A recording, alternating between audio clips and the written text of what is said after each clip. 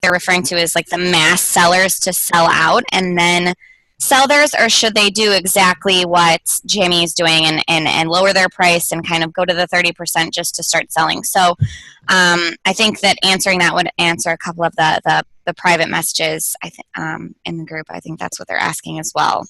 Do you think that's the best strategy?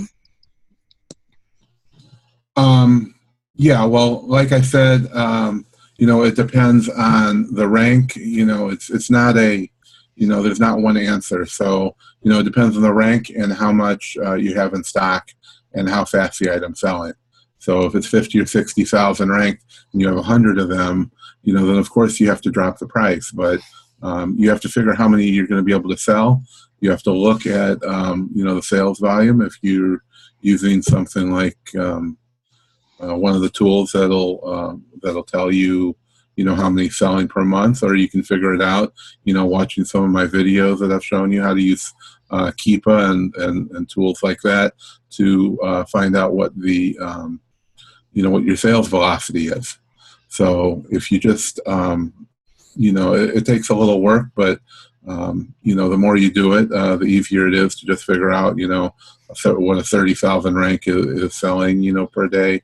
In each category, it's all going to be different, and it's always changing. And at the holiday times, everything's selling a lot faster. So what you've seen in summer, that rank is going to be selling a lot faster in the wintertime.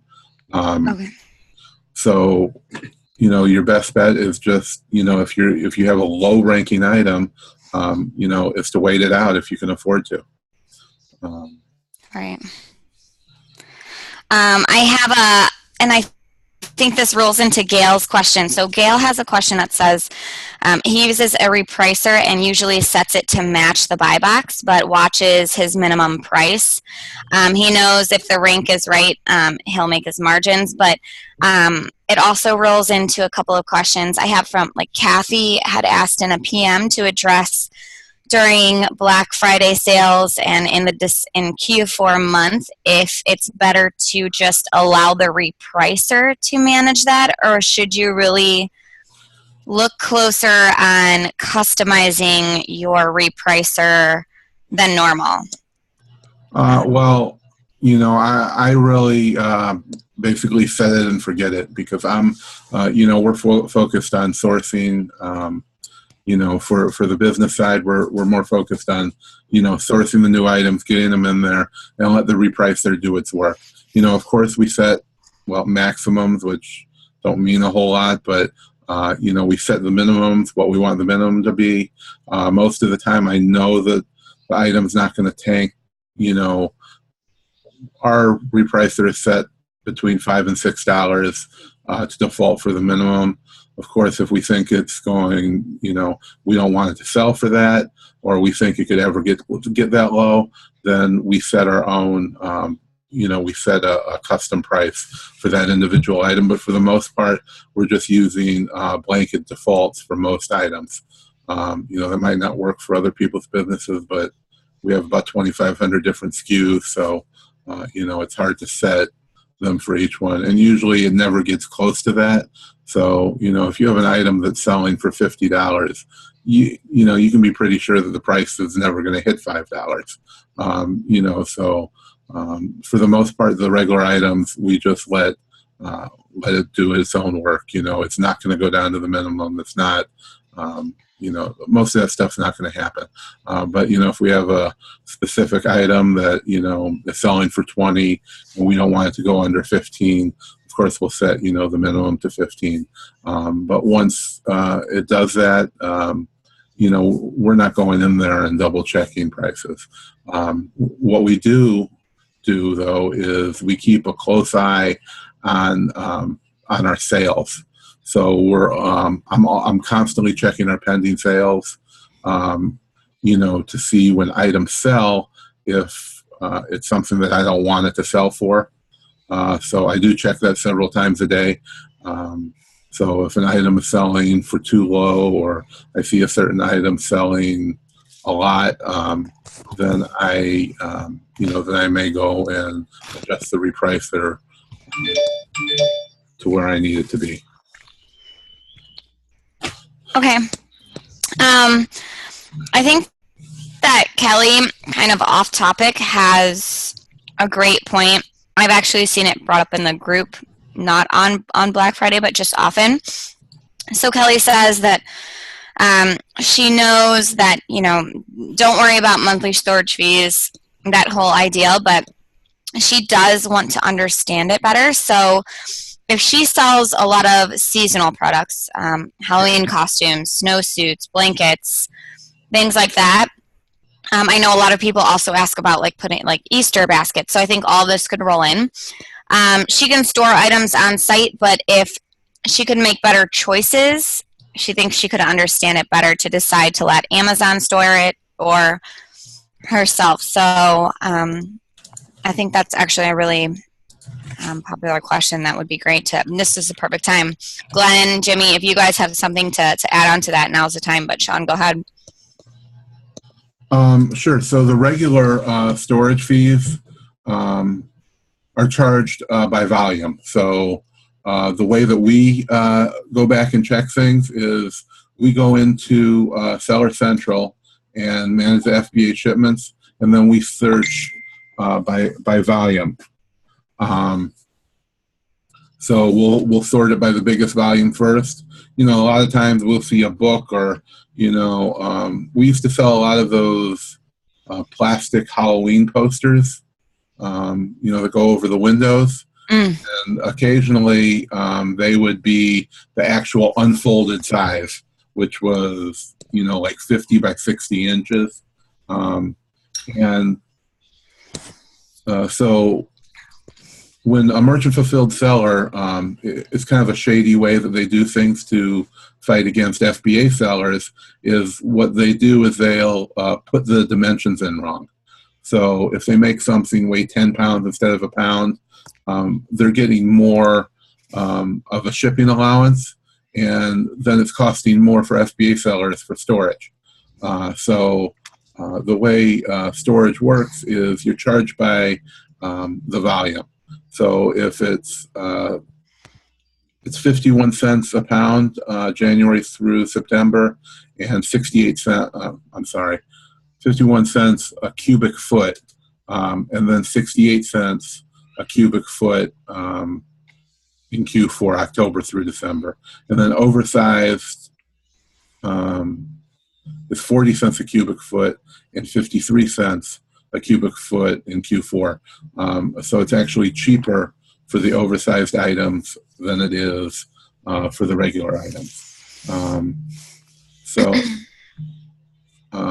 Basically the way you can look at that is, they don't give you a breakdown, but if you go into Seller Central, it will,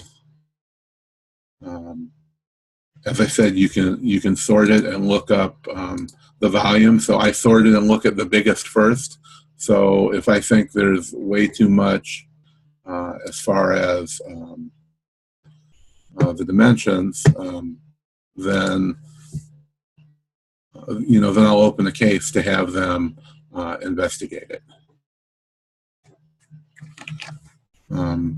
So we have somewhere around 22,000 items, in the Amazon warehouses, and I think the last time we paid about a little over $200 in storage fees a month. So, it's whatever, 10 cents an item. So it's not a whole lot, although we do have smaller items. And I know, Kelly, you have a lot of bigger items, especially if you're selling things like coats and blankets now. They do take up a lot of space, but we have very few that are oversized. So, every month you'll have that fee. So, I would just look into what the fee is. And long-term storage fees only count over one of each item. So if you only have one, there's no long-term storage fees. If you have two or more, then they're charging you a long-term storage fee on it. But they do not give you a breakdown of what, each item costs, just, a general, just a general price for each month. And then you have to figure it all out on your own. So she wants to know, for example, how much it would cost per month to store a box of cereal.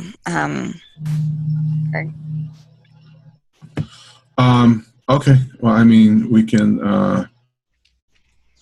figure that out. So a box of cereal is probably about 3 inches by maybe 8 inches by 12 inches. So that's January. So it says it's 0.16667.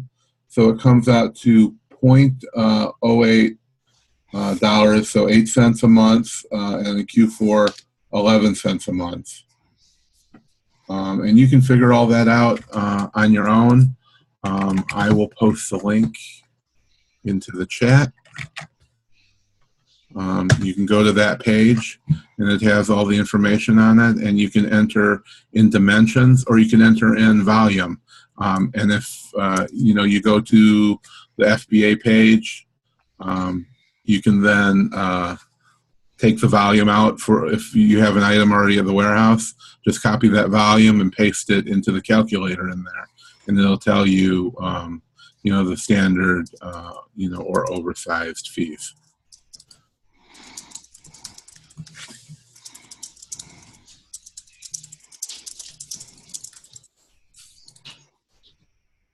Well, I'm not laughing. I'll sell anything. All right. No, that's good. I'm going to scroll back up real quick just because Kelly, so we have Glenn's. Kelly also said she wanted to know about covering the OA live sourcing with OA X-ray would be great. Or I don't know. Do you want me to just refer to the video? Yeah, we made a couple of videos on that. I don't know. Kelly, who wanted to know about that, Kelly? Yeah, Kelly wanted to know. Okay, so did she sign up with our link? I don't know. I don't know. My link to sign up, because Kelly, let us know, because we have some pretty epic videos out there, and then we have a new link to sign up for actual OA X-ray training. So let us know. No, she said no, not yet. Oh, you haven't signed up yet. Okay, well, we have a private group that the creators of it's only for people who use my affiliate link to sign up. And it's I have both of the creators are members of the group, and we just started it, so I'm trying to gather all the people who have signed up. I only have their company name, so I'm trying to figure out who they all are. But we're going to be doing monthly videos in there, helping with training, and I have made a couple videos that I can share with you. I just made one that we haven't put out yet that walks through every step of setting up the whole tool and how we use it for sourcing. And I'm sure you've seen the other ones. It's great. My whole team uses it. I've trained everybody who works for me, and we use it many hours a day for online sourcing and for retail sourcing. Because if you're doing things like groceries, then places like Walmart and Target, especially Target, most of the items that you find there are either only available for in-store purchasing, or it's sold out online. But you can put together a list from that to go and buy the items in store. As well as with Walmart now, they have the in-store pickup, so you can order the items online to be picked up at your local store, and in some locations they'll even bring it out to your car for you. So you can order the stuff, pay for it, and then do the pickup. And the best thing is that you don't even have to go do it. So you can do your shopping online, buy it, pay for it, and then even send somebody else to go pick it up. Or if you're picking it up, it'll already all be ready for you.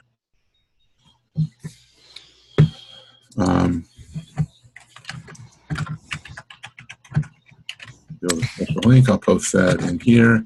And it is $99 a month if you haven't used it yet. But we have I think a 6-day trial. It's usually 3 days, but it's doubled to 6 if you use our link.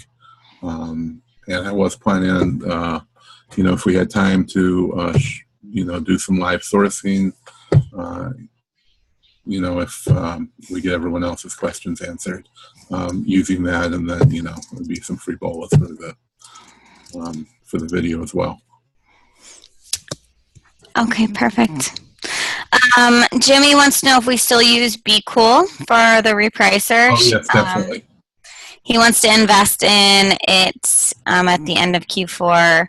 The way he sees it, if he can't liquidate, then there's no money to source for more things, which is worse. So investing versus just playing it by ear, I think. It's the beginning of December now, so what's going on with that? I think there's always a free month, and I think we get an extended trial.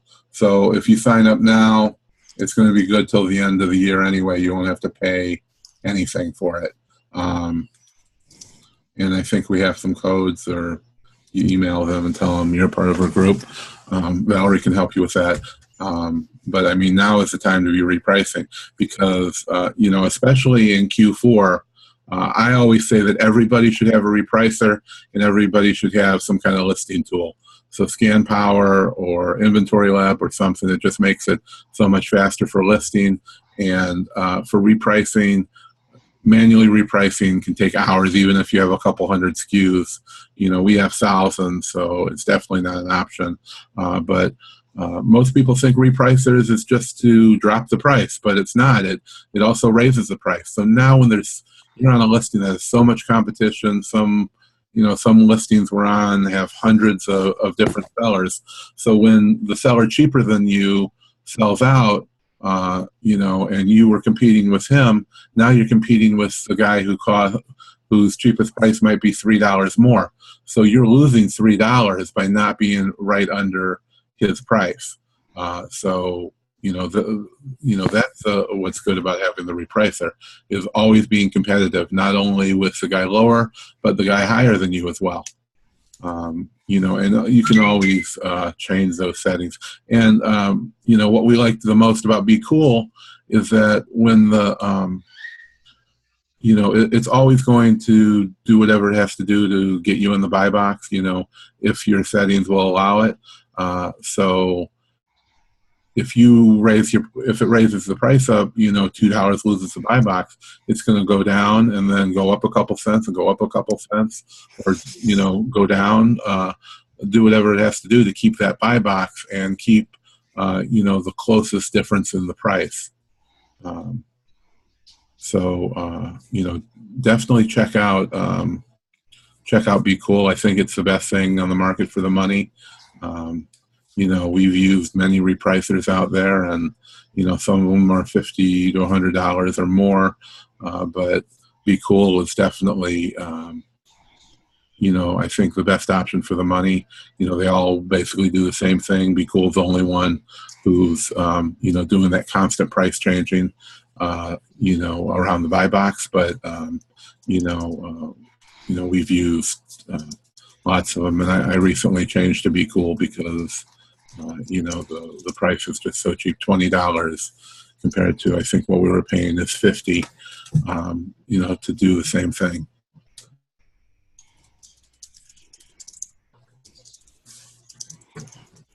Okay.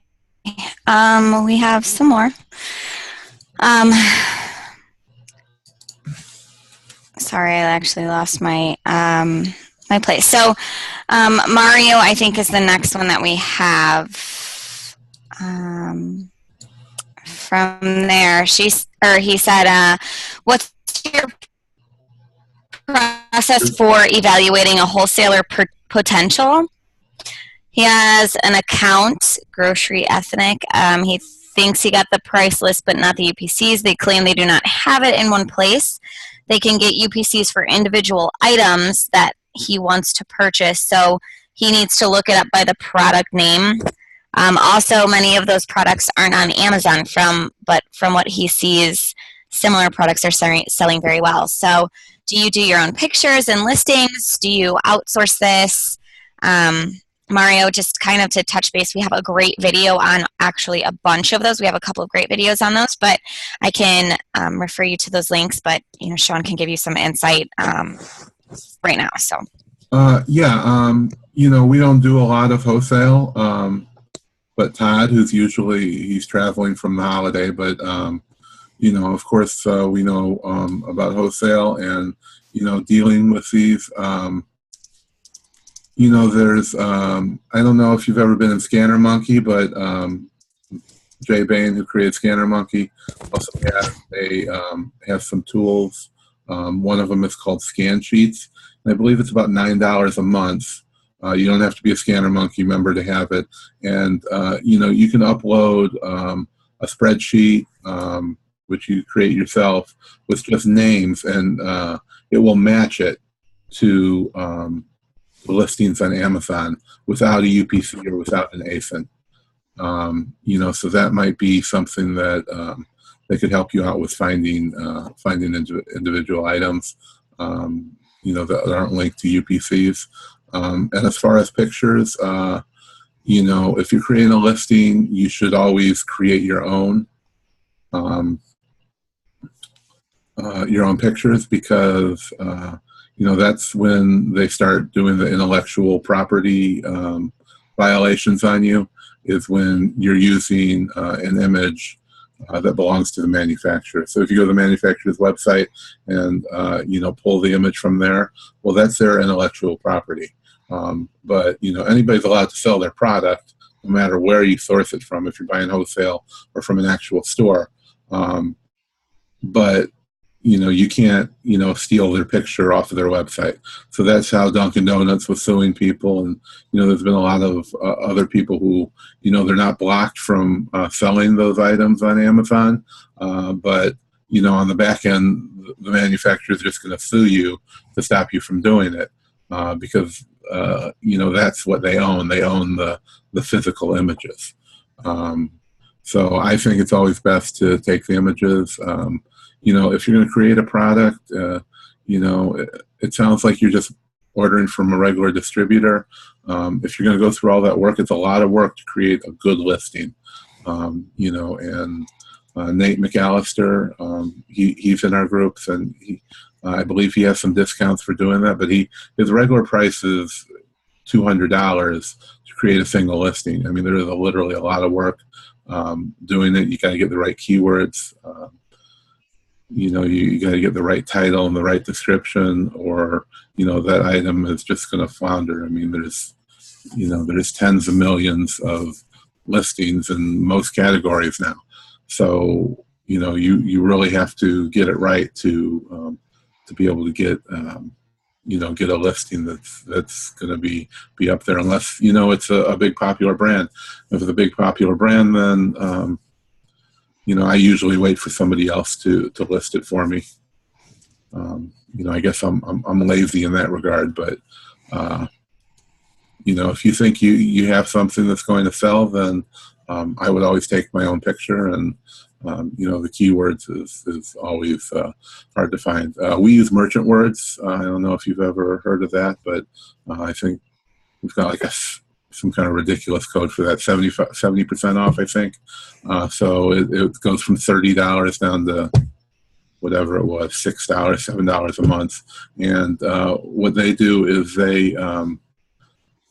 what they're doing is they're like running a spider on Amazon and figuring out all the keywords. So you can enter in any kind of keyword, and it's going to tell you everything similar to it and about how many searches there is on Amazon.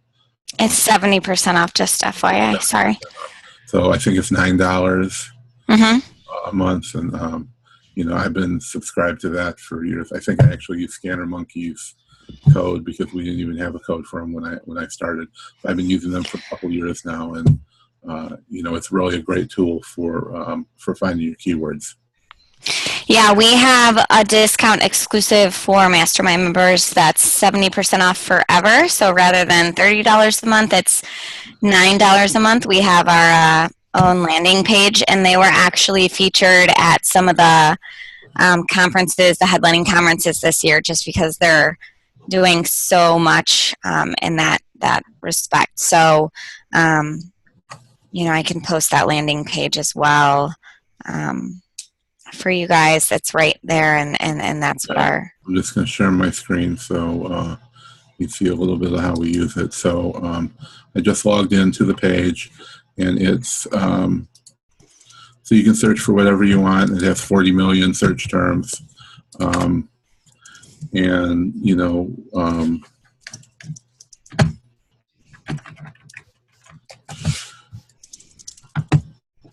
so I just search for spice, and then you can pick categories.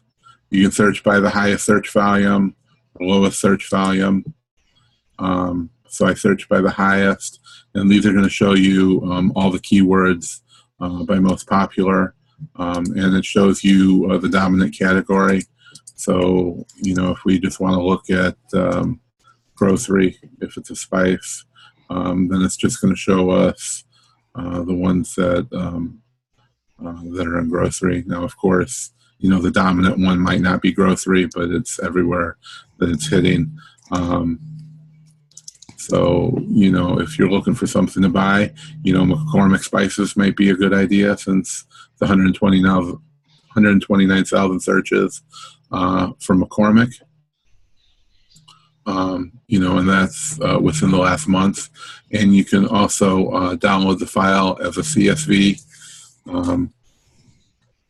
so into a spreadsheet. So I made a video about this before, but when I'm doing the pay-per-clicks inside of Amazon, this is what I'll do when I'm searching for, when I have a certain item, or when we do our makeup. I have all my makeup in one ad.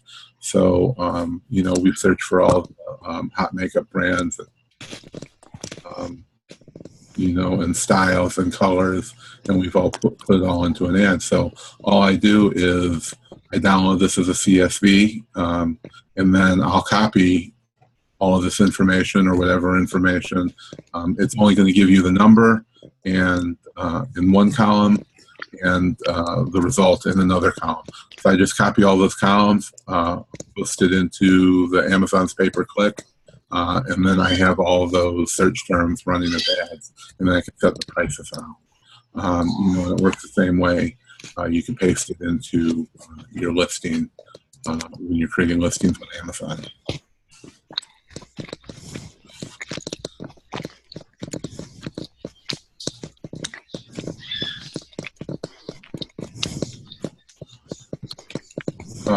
Okay, so we have a question. What is the best way to grow your business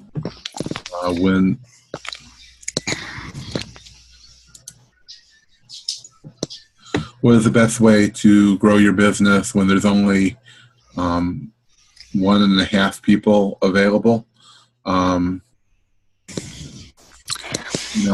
started out by myself, of course, like I think everybody does, and I really started with, I started with nothing. I had no money, nothing to start with. I sold items around my house. I found Chris Green's book, figured out how to do it, before there was all these groups and help and all this other information out there. So I sold items I had around my house, books and media, and that was about it. And sent it all in, and sold enough to get, a USB barcode scanner, and I signed up for Scan Power, and got a laser printer and a label printer, and had enough money to just keep reinvesting, and that's all I did. And that's what I continue to do, is just reinvest. What we sell. We sold about 40,000 items last year. So what, the best thing to do is, have a lot of money. What we did was we went to yard sales, flea markets, and thrift stores, and we sourced at those places, until we did have money. And when we had money, we'd spend it as quick as we could, and then hold a little back at the end, and go to those yard sale stores and flea markets again, until we got more money. Until time didn't allow us to do that anymore. Because it's high returns, but you only find one at a time, and it takes a lot of work and a lot of scanning. So there's all these prep centers now. If you don't have the time, just go to a prep. Send your items that you're buying online to prep centers. Let them prep it and ship it, and the stuff you're buying locally, you do that yourself. It costs an extra $1 or so, but it's going to save you that time. You work on your own until 1.5 people can't do it anymore. You just grow as fast as you can afford to do, and when you can find somebody to to work for you, that's what you do. It's a one-man operation until it's not a one-man operation. I could still be doing it myself, but I of course couldn't sell as much stuff as I do, and I couldn't help anybody else because all I'd be doing is working on the business. I'm lucky enough to have been successful enough that I can hire people to run my Amazon business for me, and I'm able to do what I prefer, which is go out and help people and teach them to do all the same things. How long would you say it took you to get to the point where you needed to hire someone, or people that you could afford to hire someone? It was probably at least a year. I started in August of 2012. I was lucky enough to have my family to be able to help me. So my wife helped me, and my parents helped me when they could, and my brother working for me now, and Chop liver over here. Right. Well, and Valerie is my niece, so, but she started working for me recently, but not on the actual Amazon business. And I have a few more people that work at my office and warehouse. So I don't think it's when I needed to. I think it's when you can afford to, because until you hire somebody, you don't realize what a difference it makes to be able to hire somebody. Because as soon as you hire somebody, you're probably going to hire them to do the packing and shipping for you. You're going to have them prep things, take the labels off, maybe do the listing, which was like the last thing that I gave up was the actual listing of the items. Almost everything in this job is like a minimum wage job. Now I have people, for our sourcing group that are out, scanning barcodes, all day long. It's a minimum wage job, and I have a girl who's in college. That's all she does, and anybody can do that. Anybody can, scan an item and print a label and put it over a barcode, and anybody can take your packages and put them in boxes. So what you should really be able to focus on is the sourcing. Finding places to buy from, deciding what and how much to buy. I don't send somebody out with a credit card to go sourcing. I send somebody out with a barcode scanner, and a list is made of what they scan. Then I decide what to buy. And if you want to do wholesale, it's the same way. You want to be the one that's going to be deciding all that, while you have somebody else doing all the prepping and packing. So even if you're outsourcing and buying all day, you can have somebody in that warehouse at the very minimum, cleaning the items up, taking stickers off if they need to be, and after you list it, pack those items into a box for you, or finding somebody that can do that job as well, which is the listing and getting it all to Amazon. because, packing boxes is really the lowest job you can do. And with your time, and all your experience that you've gained in this business, is it really, best put to use putting packages in a box and taping a box up and sending it, to UPS.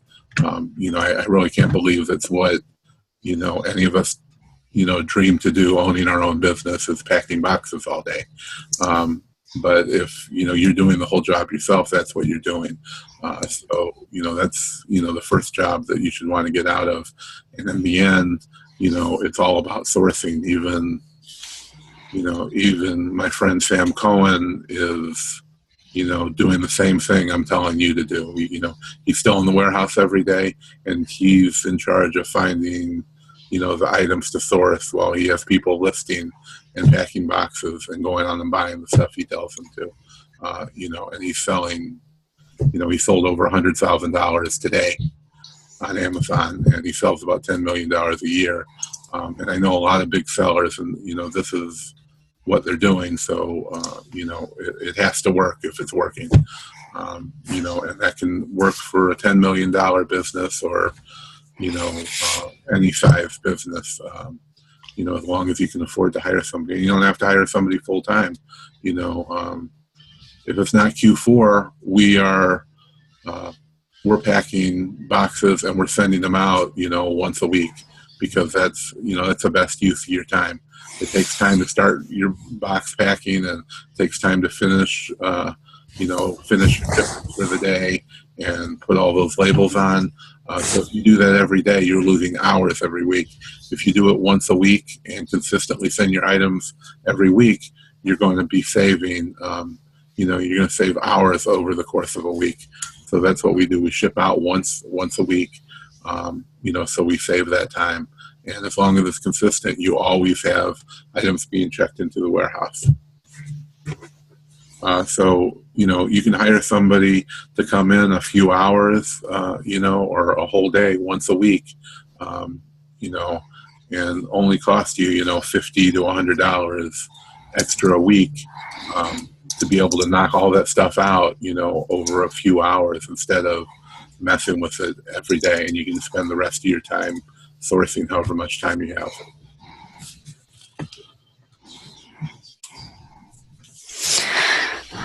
Okay.